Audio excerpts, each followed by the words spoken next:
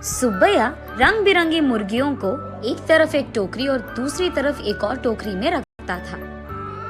उन मुर्गियों को सारा गांव घुमाकर उन सबको बेचकर पैसे लेकर वो खुशी खुशी घर लौटता है। सुनो करके उसकी पत्नी सुब्बम्मा को पुकारता है सुब्बैया। हाँ जी, आप आ गए, सारे मुर्गियों को बेच दिया आपने, ऐसे कहती है सुब्बम्मा। अरे हाँ हाँ, दुगने दाम को बेच दिया मैंने, ऐसे खुशी में कहता है सुब्बैया। हाँ हाँ, उस मुर्गी को अंडे देने के लिए 2 महीने इंतजार करना पड़ेगा अब। हाँ, बात तो सही है। उन सब मुर्गियों में से एक गुलाब रंग की मुर्गी को अपने हाथ में लेकर, हाँ, ये मुर्गी तो हर 2 महीनों में एक बार ही अंडे देता है। काश ये साल भर हर महीने ऐसे अंडे देता, हम इससे बहुत ज्यादा पैसे कमा लेते। ये कहकर उस मुर्गी को वही जमीन पे छोड़ देता है सुब्बैया। चलो छोड़ो जी, इसी मुर्गे के वजह से तो हम कुछ तो भी कमा पा रहे हैं, अब उसी से काम चलाना होगा। अब चलो, खाने का वक्त हो गया, खाने आ जाइए आप। उस रात के 12 बजने के बाद सुब्बैया धीरे से नींद में जागकर अपनी आंखें खोलता है। उसके बगल में मौजूद सुब्बम्मा गहरी नींद में थी। इसी को मौका मानकर सुब्बैया धीरे से एक चाकू को लेकर बाहर जाता है। बाहर टोकरी के नीचे मौजूद उस गुलाब रंग की मुर्गी को वो बाहर निकालता है और उस मुर्गी से सुब्बैया ऐसे बात करता है। हर महीना अगर तू अंडा देगी तो तेरा कुछ जाएगा क्या? या फिर तुझे इस बात की घमंड है कि तू एक ही है जो रंग बिरंगे अंडे देती है? आज मैं तेरा घमंड उतार दूंगा। तो क्या कि तुम हर महीना अंडे नहीं देती हो, सारे अंडे तो तुम्हारे ही पेट में है ना। उन सारे अंडों को एक ही साथ बाहर निकालकर मैं उन सबको एक ही बार में बहुत ज्यादा पैसे के लिए बेच दूंगा, देख लेना। ऐसे कहकर जोर से हंसकर उसके चाकू से उस गुलाब रंग की मुर्गी को मार देता है सुब्बैया। लेकिन उसके पेट में देखने पर उसे एक भी अंडा नजर नहीं आता है। हाय भगवान, ऐसे सोचते ही रहता है कि इतने देर में सुब्बम्मा नींद से जाग उठती है। वहाँ आकर उसके पति के किए को देख, अरे भगवान, ये तूने क्या कर दिया? मैंने सोचा कि सबकी तरह तुम मूर्ख नहीं हो, पर तू तो वही निकला। अरे रे, इतनी अच्छी पैसे देने वाली मुर्गी को तूने जान से मार दिया। अरे रे, सोने की बतख की कहानी कभी सुनी नहीं है क्या तुमने? हाय भगवान, ये मेरे पति ने क्या कर दिया? तुझे लालची बनने की क्या जरूरत थी? ऐसे वो रोती रहती है कि इतने में ए सुनो, क्या कर रही है तू? सुब्बम्मा उठो, क्या हो गया तुझे? सोते हुए इतनी जोर से चिल्ला रही है, पागल हो गई है क्या? नींद से जागकर सुब्बम्मा परेशान होकर अपने पति की ओर देखती है। उसे कुछ नहीं समझ आता है। वो तुरंत बाहर जाकर टोकरी के नीचे बैठे उस मुर्गी को भी देखती है। वो मुर्गी तो हमेशा की तरह सही सलामत थी। ये देख सुब्बम्मा अंदर आकर, ओह, ये सब सपना था, मैंने तो सच सोच लिया था इससे, ऐसे कहती है सुब्बैया से। क्या सपना, क्या सच की बात कर रही है? आधी रात को मुझे उठा दिया तूने अच्छी नींद से। चल जाओ, सो जाओ अभी, कहता है सुब्बैया। अरे जाइए ना आप भी, मुझे तो बुरा सपना आया कि आपने उस मुर्गी को जान से मार दिया, क्योंकि आप लालची बनकर उसके पेट में मौजूद अंडों को निकालना चाहते हैं। मैं कितनी घबरा गई पता है आपको?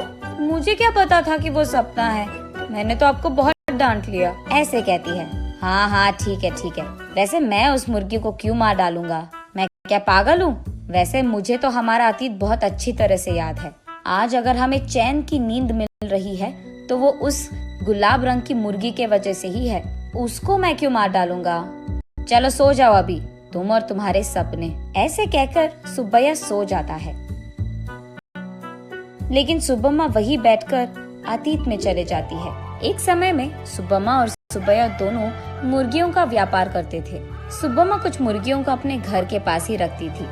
उनको खाना देना, उनके अंडों को इकट्ठा करना और उन अंडों को अगल बगल वालों में बेच देना, बड़े हुए मुर्गियों को बिकाव के लिए रख देना और उन मुर्गियों को सुब्बैया का इधर उधर जाकर बेच देना, यही होता था। लेकिन मुर्गियां हर रोज नहीं बिकती थी। कभी कभार तो 10-15 दिनों में एक ही मुर्गी बिकता था। इसी कारण सारा गांव घूम घूम कर थक कर घर आता था सुब्बैया। कभी कभार तो उन मुर्गियों को दाना डालने के लिए भी सुब्बैया और सुब्बम्मा के पास पैसे नहीं थे। तब एक दिन सारा दिन घूमकर थके हारे सुब्बैया उसके घर लौटता है। घर आकर वो बरामदे में बैठता है और उसके बगल में सुब्बम्मा खड़ी रहती है। क्या आज भी एक भी मुर्गी नहीं बिकी? वो ऐसे पूछ ही रही थी कि वहाँ एक साधु आता है। माता, खाने के लिए कुछ दे दो, ऐसे पूछता है। थका हुआ सुब्बैया, ए साधु, हमारे पास ही खाने के लिए कुछ नहीं है, अब तुम्हें क्या दे?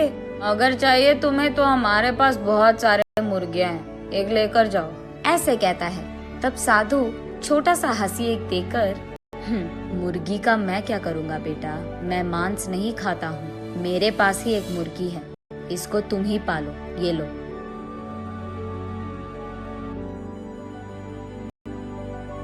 ये कहकर उनके हाथ में मौजूद एक गुलाब रंग की मुर्गी को उसके हाथ में देता है। मुड़कर देखने से पहले ही वो साधु वहाँ से गायब हो जाता है। सुब्बैया तब उस गुलाब रंग की मुर्गी को देख, इस तरह की मुर्गियाँ भी मौजूद है क्या?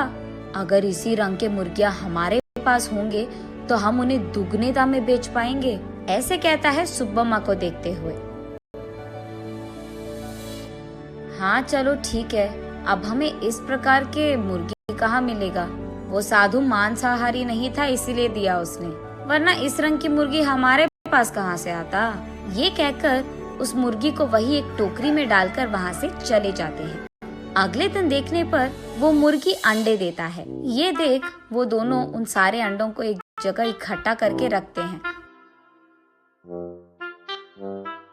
कुछ दिन बाद उन अंडों से बाहर आए मुर्गियों को देख सुब्बम्मा आश्चर्यचकित हो जाती है। अरे सुनो, इधर आइए आप, सुनते हो? अरे कहाँ हो आप? इधर आइए जल्दी, ऐसे वो अपने पति को पुकारती रहती है। अरे क्या हो गया? ऐसे चिल्ला रही है जैसे कोई मर गया, क्या हो गया? उसके ऐसे कहने पर सुब्बम्मा उसे रंग बिरंगी अंडों को दिखाकर ऐसे कहती है, अरे देखिए ना, उस साधु ने जो मुर्गी हमको दिया है उसके अंडों से रंग बिरंगी मुर्गियां आई है। ये कहकर सुब्बम्मा उन मुर्गियों को सुब्बैया को दिखाती है। चलो अच्छा ही हुआ, भगवान की कृपा हो या साधु की, हमारे लिए तो ये भला ही है।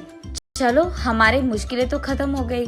आज ही मैं इन सारे मुर्गियों को बाजार में दुगने दाम पर बेचकर उन पैसों के साथ घर लौटूंगा। सुब्बैया जो रंग बिरंगे मुर्गियों को लाता है वहाँ के गांव वाले कभी नहीं देखे थे। इसी कारण गांव वाले सारे बहुत उत्साह से हमें चाहिए तो हमें चाहिए ऐसे एक दूसरे में बहस करते हुए सुब्बैया के पास जाते हैं।